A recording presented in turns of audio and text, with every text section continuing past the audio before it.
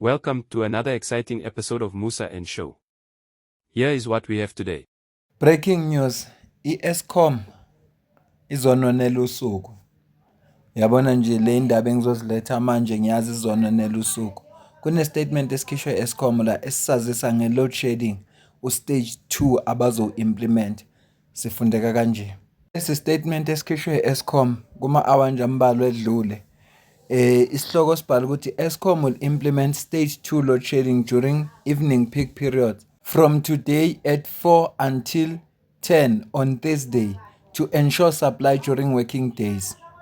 Sibhala ukuthi ngoLwesibili ngomhla ka-13 May 2025 Eskom uzo-implementa u-stage 2 load shedding during ntambama kusuka ngo-4 kuze kushaye u-10 wasebusuku ngoLwesine ngomhla ka-15 May 2025 okusho ukuthi le load shedding izoqala kusuka ngomhla ka-13 ngo-4 ntambama kuze kushaye umhla ka-15 ngo-10 ebusuku wangolwesine ukuze bekwazi ukumaneja umlilo wabo lo ngoba bathu limited okwamanje futhi benze isiqiniseko sokuthi bayaqhubeka nokusupplya during ama-working days. Bathi lesinqumo basilandelwa ukuba kudelay ukuthi kubuye amanye ama-unit abalelwa ku-3120 megawatts kanye ne-additional loss abayiluzile ewu-1385 megawatts kuma-hour awu-24 adlule ngenxa yokuthi kune-breakdown eyenzekile ebebengayiplanile. Kwi-paragraph enye lapha bathi bayaxolisa kakhulu ngale inconvenience eyenzekile. Eskom kodwa isazimisele futhi isazinikele ukuthi ikusupply nge-electricity o-reliable. I-team yabo yaqhubeka ngokusebenza ukuzinikela nangokuba professional ukuze bastabilize nokustrengthena ama-system wabo. Bathi kodwa-ke i-load shedding uma ungayibhekisisa kahle isiyehlile uma uqhathanisa neminyaka edlule. Asisibambe la le statement ngoba into ebalulekile bekufuneka sizwe kuyo ile yokuthi i-load shedding izoqala kusuka namhlanje njengoba kuLwesibili ngo-4 ntambama kuze kushaye uLwesine ngo-10 ebusuku. Uma kuba khona inguquko bazosazisa nami ngizokwenza ivideo nginazise. Kodwa nje ngenzela ukuthi niziprepare nazi. Niyazi ukuthi lo gesi uhamba ngokushiyana, uhamba ama-2 hours uzohamba ngokushiyana-ke funa nibheke ischedule ngokweyindawo enihlala kuzo ukuthi sime kanjani. Kodwa nje okwamanje benginilethela ukuthi Eskom ine-load shedding. Udaba lesibili sizolithatha olikaMini Dlamini. Khumbula ukuthi kukhulunywe kakhulu ngoMacG kule viki eliphelile emveni kokuba kwathi kwi-podcast yakhe kwakhona amagama kawashoyo awabhekisa kuMini Dlamini kakhulukazi ekhuluma ngesitho sakhe sangasese. Kwakhulunywa-ke kakhulu kwaze nge-portfolio committee yazi yahlala lapha eParliament kukhulunywa udaba nje likaMacG. Likhulunywa ngempela ngoba abanye bebethi no our regulator ama-podcast. Kusukela lapho emveni kwasekukhulunywe zonke lezi zinto uMacG uxolisile izolo.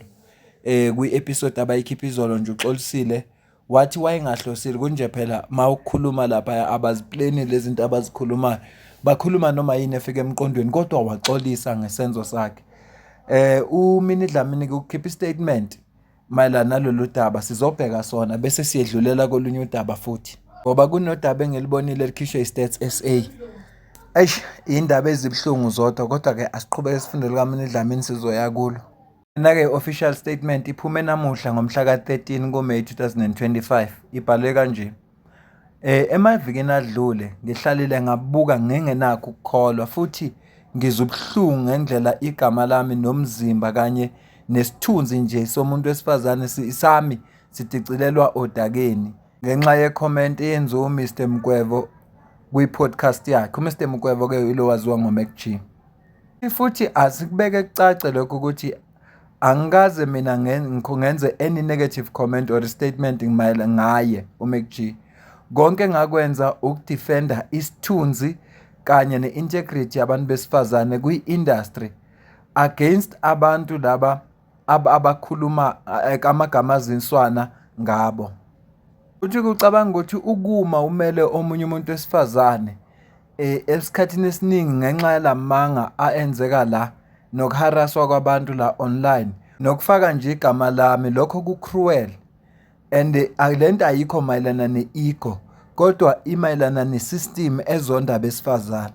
Uyaqhubeka kuMina Dlamini uthi noma ngikhetha ukuthi ngingakhulumi ngingaphenduli kodwa kufanele ngikuveze ukuthi ayikho into entertainayo weaponize noma ukukhuluma ngemizimba abantu besifazane ucommente kabi ngawo egameni lokwenza content. Uthi okwenzekile bekuharmful futhi kuviolate isithunzi sakhe nobuntu nje kuyena nanelungelo lakhe njengomuntu wesifazane. Uthi uyitholile-ke i-apology noma isixolisi ebesivela ku-podcast and chill via abameli babo, okusho ukuthi-ke uMac G uthumela abameli bakhe wathumela official lapho i-apology kuMina Dlamini. Iparagraph yokugcina uthi ukuxolisa manje ngoba nakho i-public noma umphakathi sonifakela i-pressure lokho kusekuthenini labantu bazivikela bona nesithunzi sabo, hhayi kodwa abawubhekanga umonakalo abawenzile. Paragraph yesibili la uthi uMina Dlamini uzoqhubeka kapheswe indlela yezomthetho ngoba njenge-public figure futhi aphinde abe umama funeka acte kodwa not only for yena kodwa enzela wonke umuntu wesifazane isithunzi sakhe siviolatiwe egameni le-content kanye ne-entertainment. Kuwo wonke umuntu ofare i-support wama naye bamkhulumela uthi uyabonga, uthi ngiyabonga, uthi kuma kwenu kube iyona nto emupha amandla and nekhumbula ukuthi lento it's more than just yena, it's about wonke umuntu wesifazane oye wadegrade publicly, isithunzi sakhe sadicilelwa phansi, waphinde futhi bathula ngenxa yokuba namahloni. Uthi futhi lo mzuzwana obekhona uphinde wabeka kwi-spotlight into ezidisturbayo futhi nanokuthi sekwenziwe kwaba into enormal ukuzondwa kwabantu besifazane kwi-entertainment industry nakuma-online platform. Uthi futhi abantu funeka sibe accountable and funeka sonke sazi ukuthi sifuna ukuzibandakanya nayiphi into and yiphi into esifuna ukuyivikela. Uthi-ke ekugcineni kosuku ungumama, uyindodakazi, ungusisi, le episode yonke ilethe i-harm not kuye kuphela kodwa nakubantu aba-innocent abasondelene naye. Ngalokho-ke ngeke avumele ukuthi lento idlule ngaphandle kokuthi kube khona ojezayo without ama-consequences, ngoba lento lena it's not just about igama lakhe, it's about ukuprotecta isithunzi somuntu wesifazane noma kuphi. Ubhalile ukuthi with love and resilience, Mina Dlamini. To talk about the first quarterly labor force survey. But let's start by talking about the movements that we have seen. The movements that we have seen indicate that those that were employed in the fourth quarter of 2024 were sitting at 17.1 million. Now, out of those that were employed at the time, we have lost 291,000 and we're sitting now at 16.8 million. Now, those that were unemployed, who indicated that they were looking for employment for 4 days prior to the interview, were sitting at 8 million. And of course, they've gone up by about 237,000, straight to 8.2 million. The discouraged work seekers, having gone up by 7,000, remain the same at 3.5 thousand. And of course, the other not economically active, as we will know that the discouraged work seekers are part and parcel of the not economically active, moved from 13 million to 13.2 million. So when we look over time, I know Tsepo Mungai always asks me, but tell me, SG, these movements, how do you look at them over time? If we just look in the last few quarters, we lost 92,000 workers in the second quarter of 2024. Third quarter, we gained 294,000. We went to gain again 132,000 workers in the fourth quarter. But this quarter, as I've already indicated, we lost 291,000, as it shows on the right-hand side.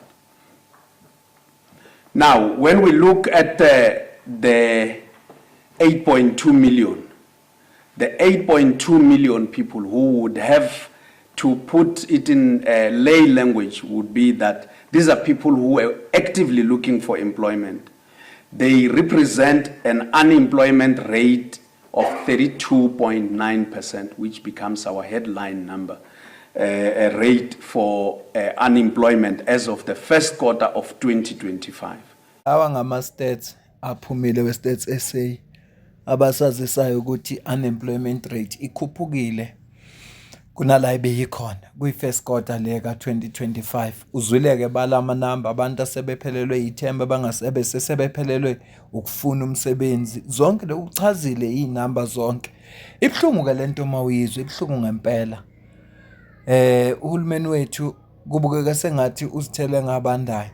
Urelaxile nje, akho mzamo ayenzayo. Mhlawumbe ikhona yithi nje singayazi. Kodwa kuzwa ama-stats anje akangiphathi kahle mina. Ngoba impela i-unemployment rate esikhundleni sokuthi yehle iyakhuphuka. Ngithe ngisahlele nje ngadibana nansi ipost kaSihle Mavuso ku-X yaziwa nge-Twitter esazisa ukuthi uTimothy Omotoso ukhululiwe namhlanje, ngeke aze deport ukubuyiselwe eNigeria okwamanje. Meanwhile i-NPA i-announcile ukuthi izofaka i-appeal mayelana nokukhululwa kwalo kuka-Omotoso. Siyakhumbula ukuthi Omotoso angazi noma uboshwe ngeSaturday noma ngeFriday, kodwa abantu abaningi bebejabulile ngoba bebengagculisekile vele ngokuphuma kwakhe. Kodwa manje namhlanje ukhululiwe. Kuneclip engiyibonile ngizoyi-attach la yama-members esonto lakhe abe wajabulile ukuthi umfundisi wabo uphumile. Understandably so, because members of the Jesus Domain International Church are in celebration following today's judgment here at the East London Magistrates Court. They've been waiting with bated breath, of course, to hear this judgment. But as you can hear in the background, of course, they are people who don't usually get us to speak to them. But let's try and maybe get a few words. Mama Nizibanjani, how do you feel? How do you feel? Jesus has prevailed. The man of God is innocent. Hallelujah. Jesus has prevailed and the man of God is innocent. Just one of the sentiments there from one of the church members. But we will, of course, get further details about this judgment as to why Timothy Omotoso has gone in his favor. But from some of the conversations, njengobuzwa nje nawo abantu bejabulile bathi hayi uJesu uphinde wabaphumelelisa uOmotoso ufree. Alaba ngabantu bazila eSouth Africa le East London ebebejabulela umfundisi lo uOmotoso uthi uphumele ngoba impela lo osenzela amaphoyisa obesazisile ngokuboshwa kaOmotoso ushilo wathi uboshela ukuphula imithetho yeparole. Ngakho-ke uma-ke mhlampe bathe uma beyibheka imithetho yeparole wathola ukuthi akayiphulanga, mhlampe ngakho bemkhulule, kodwa i-NPA ithe izofaka i-appeal mayelana nalolu daba. Bengithi angikulethele nje lezi ndaba manje ngoba zi-breaking news, ikakhulukazi le Eskom ukukwazisa ngodaba likaMini Dlamini nangodaba lika-Omotoso ngoba udaba olukhulunyiwe kakhulu ey'ndabeni. Asibambe la okwamanje nanendaba ke ye-Stats SA ibuhlungu into eyenzakalayo. Uhulumeni wethu akasukume i-GNU ukusurvive kwayo kusekuthenini abenze izinto ezizobonwa ngabantu ukuze abantu bezoyithemba. Kwivideo eyandulela le ukhona obuzile wathi so far yini eyenziwe i-GNU, ngathi ngiyacabanga ngase ngithi endaweni yesport kuphela la ngingabala khona ngoba uMinister uGayton McKenzie ngeke siwadla amandla akhe esebenzile ke emkhakheni nje wesport.